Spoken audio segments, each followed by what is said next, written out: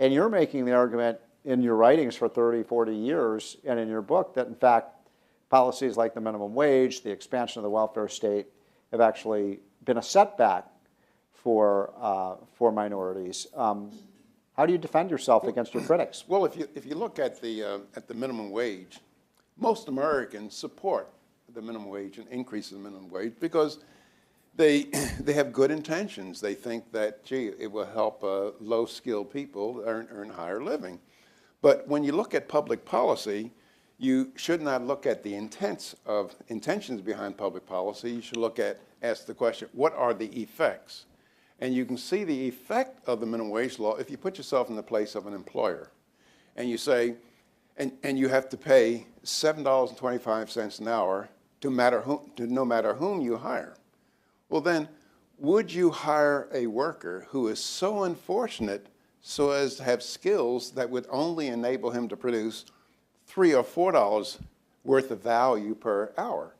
Well, most employers will look at that as a losing economic proposition. That is to pay somebody $7.25 when that somebody could only produce $4 worth of value per hour. And so the effect of the minimum wage law is to discriminate against the employment of low-skilled people. And if you look at wait a minute, those are the people who are going to get the minimum wage. No, they're not going to get a job in the first place. That is, there's the lowest skilled people, the employer just will not hire them. Now, in the absence of a minimum wage law, if he could pay them $3 or $4 an hour, $5 an hour, well, they could be employed and they would learn something on the job. They get on-the-job training and ultimately be worth $7.25 or even more than that. So what the minimum wage law does, it cuts off the bottom rungs of the economic ladder. And if you look for the empirical evidence of this, you just look at our labor force, and you see that the unemployment rate among teenagers is the highest. And teenagers are low skilled because they lack the experience, the maturity, and other attributes of adults.